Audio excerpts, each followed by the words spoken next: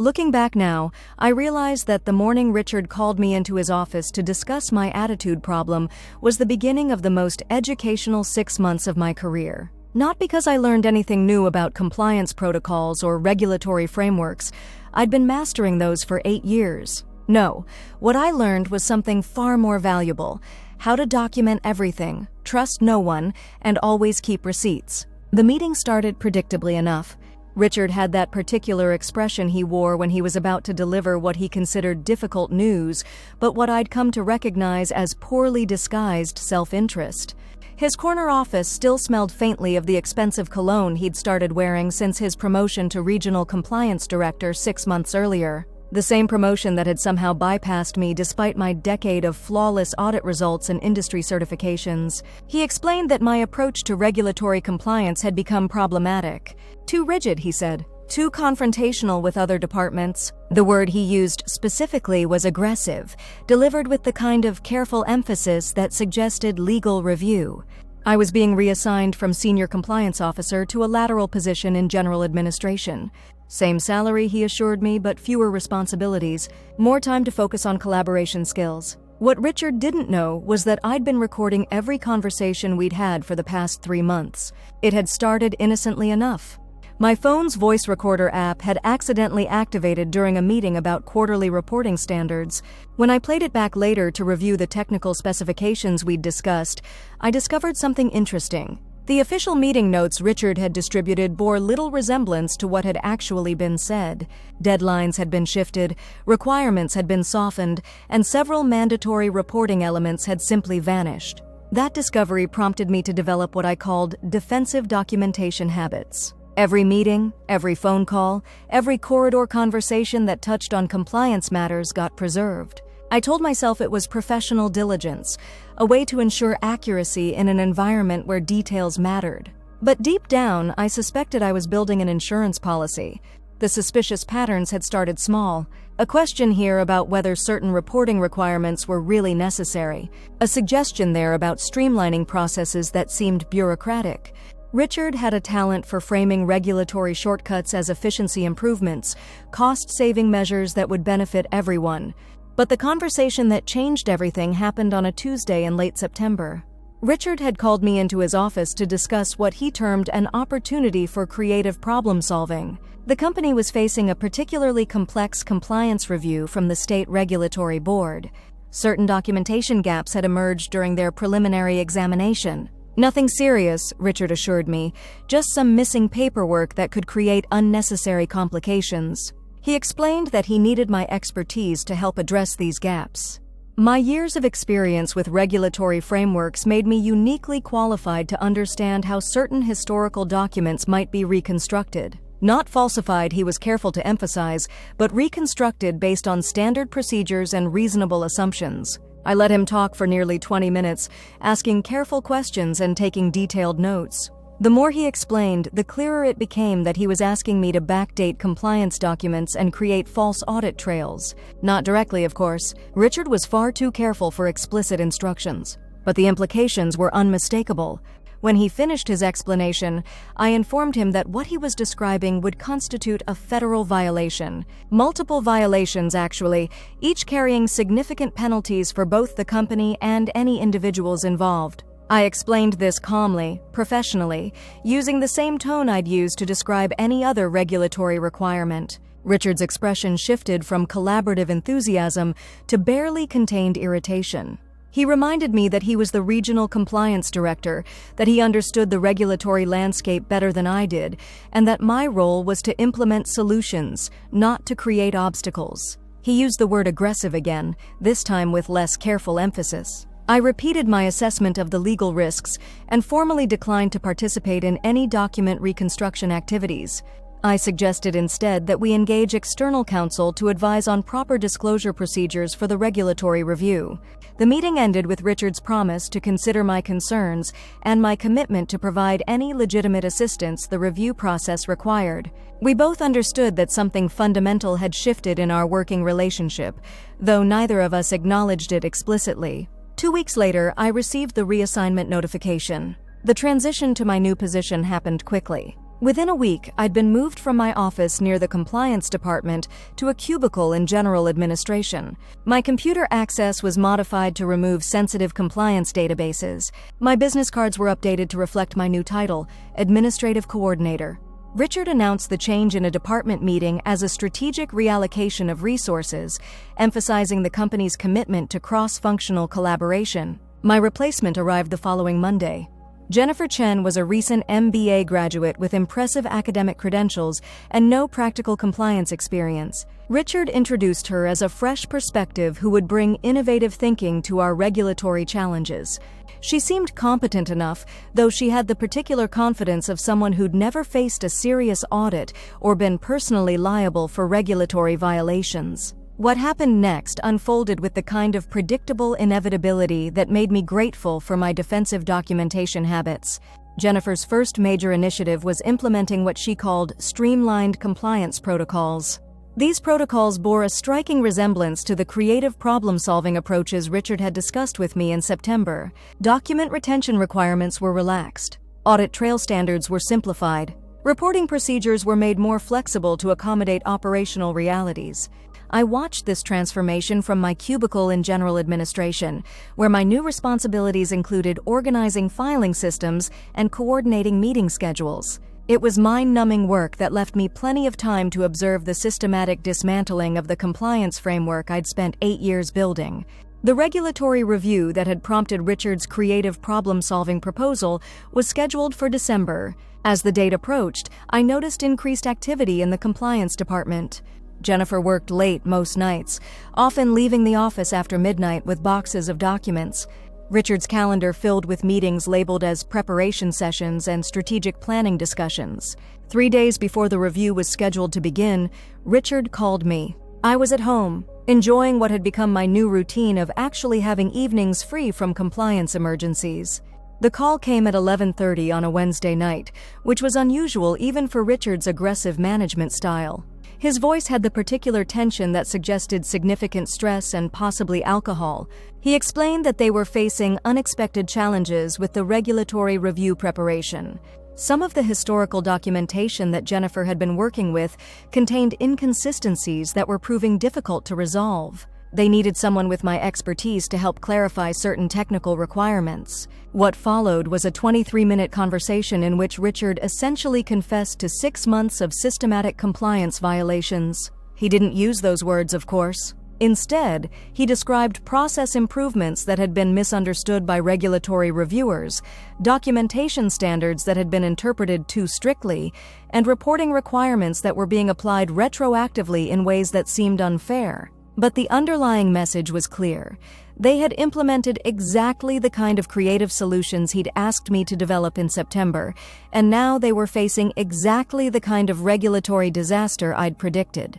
The most interesting part of the conversation came near the end, when Richard's professional composure finally cracked. He reminded me that I'd been part of the compliance team when many of these procedures were first established. He suggested that my intimate knowledge of the historical documentation created a certain shared responsibility for any current difficulties. He even hinted that my aggressive attitude and unwillingness to be collaborative had contributed to the current situation by forcing the team to develop workarounds without my expertise. I listened to all of this with growing fascination. Richard was simultaneously asking for my help and threatening me with shared culpability. It was a masterclass in desperate management psychology.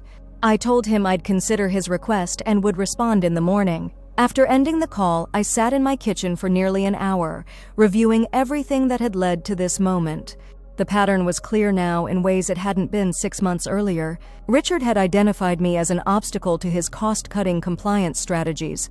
When he couldn't persuade me to participate in questionable practices, he'd found ways to remove me from positions where I could interfere. My replacement had been chosen specifically for her inexperience and willingness to follow directions without asking inconvenient questions. What Richard hadn't anticipated was that I'd been documenting everything. Over the following weeks, Richard called me 6 more times. Each conversation provided additional evidence of the systematic compliance violations that had been implemented under his direction. He never explicitly admitted to illegal activities, but his desperation made him careless with details that painted a comprehensive picture of regulatory misconduct. The conversations followed a predictable pattern.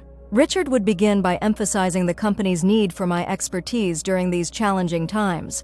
He'd describe the regulatory review as an unfortunate misunderstanding that could be resolved with the right technical approach. Then he'd gradually reveal more details about the specific problems they were facing, always framing them as documentation issues or interpretation challenges rather than substantive violations. By the fourth call, he was offering me a return to my original position with expanded responsibilities and increased compensation. By the sixth call, he was suggesting that my cooperation in resolving the current difficulties would be viewed favorably when future promotions were considered.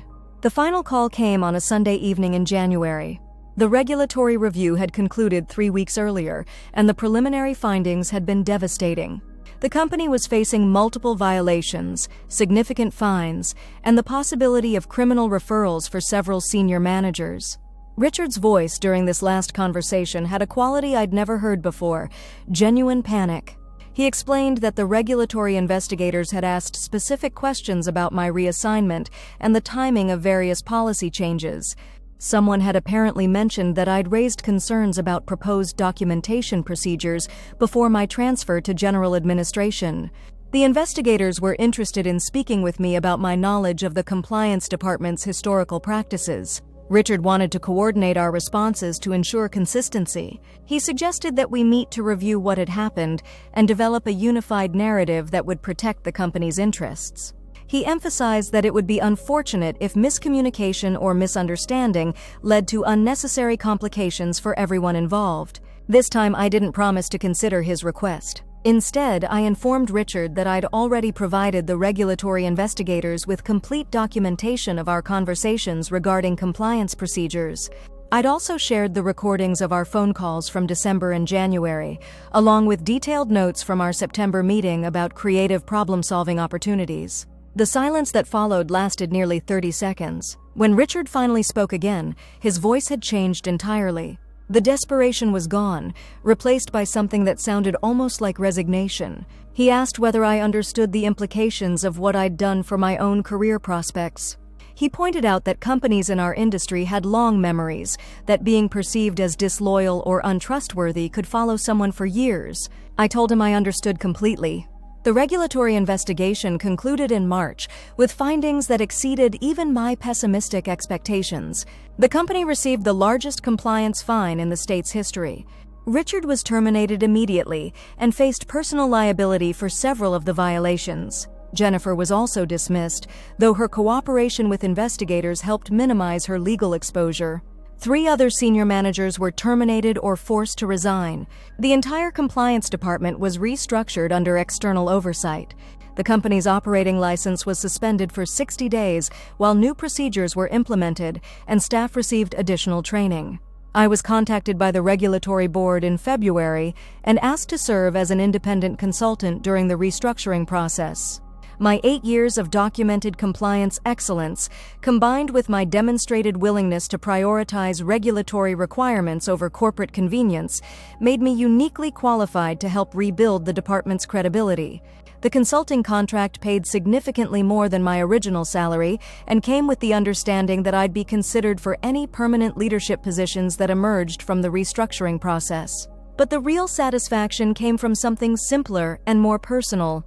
During my final conversation with the lead regulatory investigator, she mentioned that the recorded conversations had been particularly valuable evidence, not just because they documented the violations, but because they demonstrated a pattern of retaliation against employees who refused to participate in questionable practices. She explained that many compliance violations go unreported because employees fear professional retaliation for raising concerns. My willingness to document everything and come forward had helped establish precedents that would make it easier for other compliance professionals to report similar problems in the future. That conversation helped me understand that my situation had never really been about Richard's poor judgment or my aggressive attitude. It had been about something much more fundamental, whether technical expertise and professional integrity would be valued more than short-term cost savings and management convenience. The answer, it turned out, depended entirely on who was keeping the records. 6 months after the investigation concluded, I accepted a position as the company's new Director of Regulatory Compliance. The role came with expanded authority, a significant salary increase, and board-level reporting responsibilities that effectively made me untouchable by middle management. My first initiative in the new position was implementing comprehensive documentation standards for all compliance-related communications. Every meeting is recorded, every decision is documented, and every policy change is reviewed by external counsel before implementation. Some people might call this aggressive, but I prefer to think of it as professionally thorough. The cubicle in general administration has been converted into additional storage space for compliance documentation. Jennifer found a position with a consulting firm that specializes in regulatory remediation, where her experience with the consequences of poor compliance practices has apparently made her quite effective.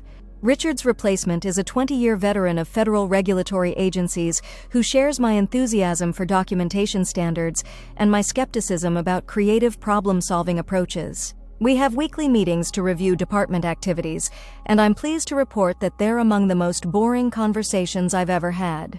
These days, when I'm asked about my management style or my approach to compliance challenges, I explain that I've learned to appreciate the value of defensive documentation habits. Not because I expect problems, but because professional diligence requires being prepared for any situation that might arise. It's a lesson that has served me well, and one that I suspect Richard has also learned, though probably not in the way he originally intended. The recording app on my phone still activates automatically for any conversation that might touch on compliance matters. Some people might find this excessive, but I've discovered that when you have the right documentation, what others perceive as aggressive behavior tends to be viewed more accurately as principled professionalism. And in an industry where the difference between those two perceptions can determine the trajectory of your entire career, I've found that it's always better to have too much evidence than too little. The company culture has changed substantially since the restructuring.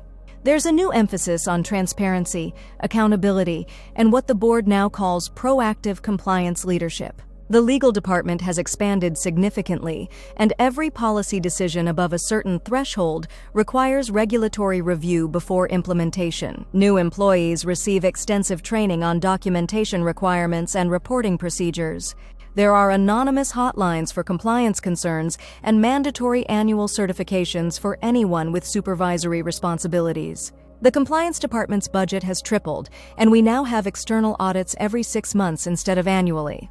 Some of the longer-tenured employees have grumbled about the new requirements, suggesting that the pendulum has swung too far toward bureaucratic overcaution, but most have adapted quickly, especially once they understood that the alternative was the kind of regulatory disaster that had nearly destroyed the company.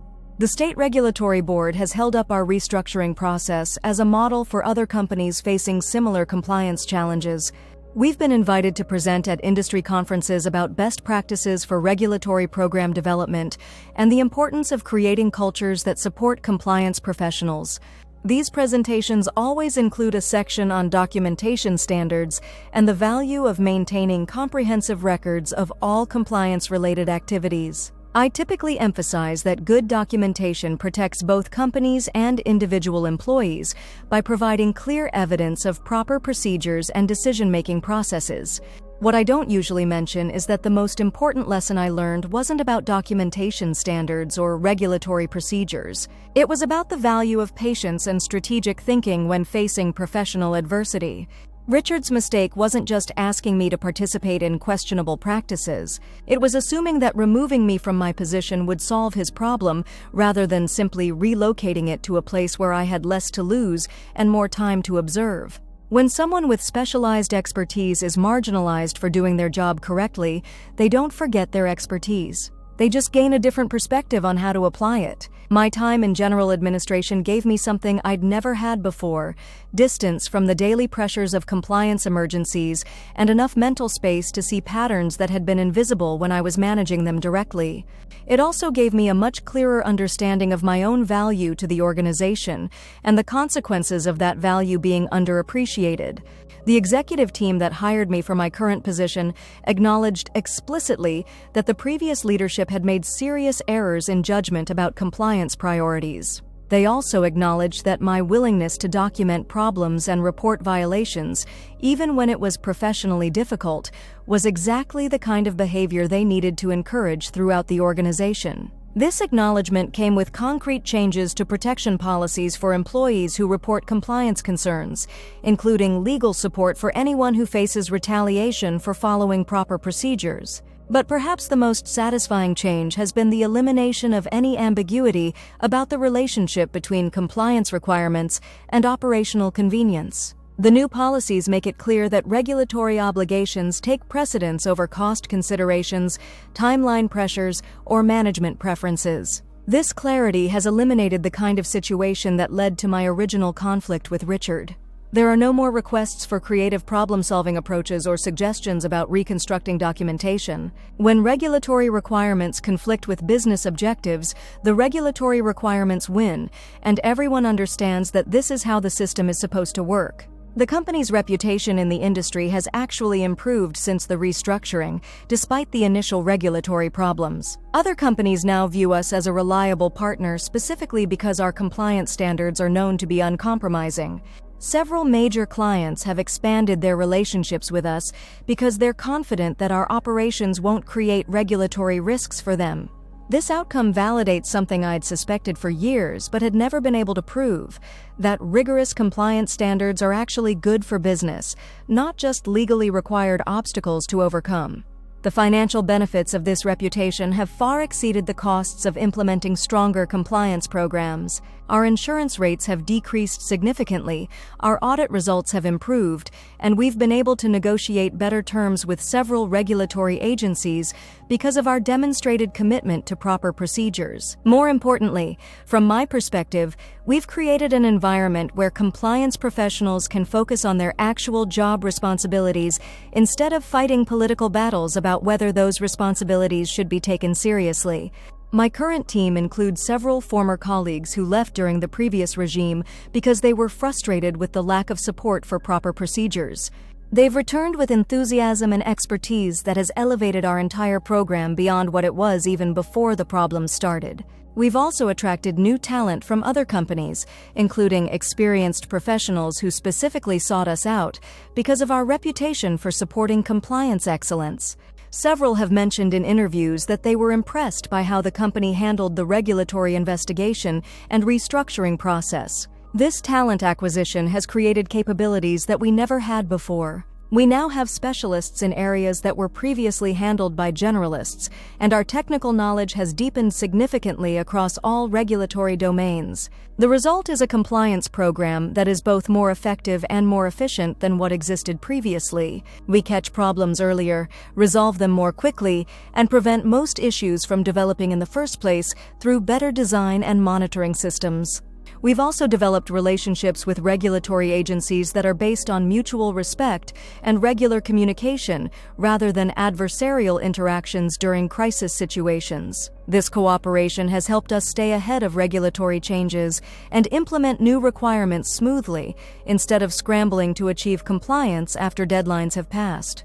From a personal perspective, the most valuable outcome has been the confirmation that professional integrity doesn't have to be a career limitation. When organizations truly understand the value of expertise and ethical behavior, they create environments where those qualities are rewarded rather than punished. This understanding didn't happen automatically. It required a painful and expensive lesson about the consequences of undervaluing compliance expertise and retaliating against employees who prioritize regulatory requirements. But once that lesson was learned, the benefits became clear to everyone involved. Better compliance programs protect companies from legal and financial risks, improve their reputation with clients and partners, and create more stable and predictable business operations. They also create better working environments for employees who care about doing their jobs correctly and ethically. When compliance standards are taken seriously at the leadership level, the entire organization tends to develop higher standards for performance and professional behavior. The recordings that started this whole process have been preserved as part of the regulatory investigation record, but I no longer need to document every conversation I have with colleagues. The culture has changed enough that I trust the formal systems to protect employees who follow proper procedures and report legitimate concerns. That trust took time to develop, and it's based on demonstrated changes rather than promises or policy statements. But it represents a fundamental shift in how the organization approaches compliance challenges and employee relations. Looking back, I realize that Richard actually did me a significant favor by reassigning me to general administration. Not intentionally, of course, but the experience taught me lessons that have been invaluable for my subsequent career. I learned the importance of documentation, but I also learned the importance of patience and strategic thinking when facing professional setbacks.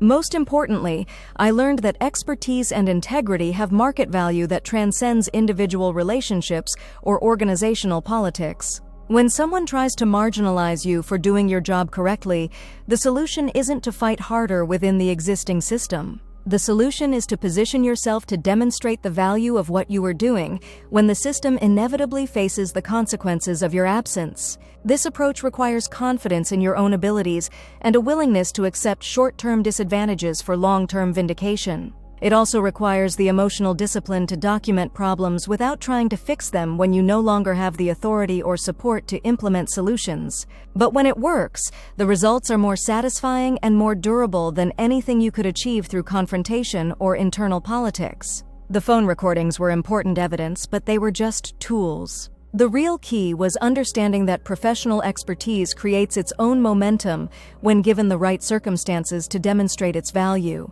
Those circumstances sometimes require patience to achieve, but they're worth waiting for when the alternative is compromising your professional standards to accommodate other people's poor judgment. These days, when I'm asked for advice by other compliance professionals facing similar challenges, I emphasize the importance of documentation and professional patience. But I also emphasize the importance of understanding your own value and being willing to trust that value to ultimately be recognized and rewarded. It's not always easy advice to follow, especially when you're facing immediate pressure to compromise your standards or accept treatment that doesn't reflect your contributions.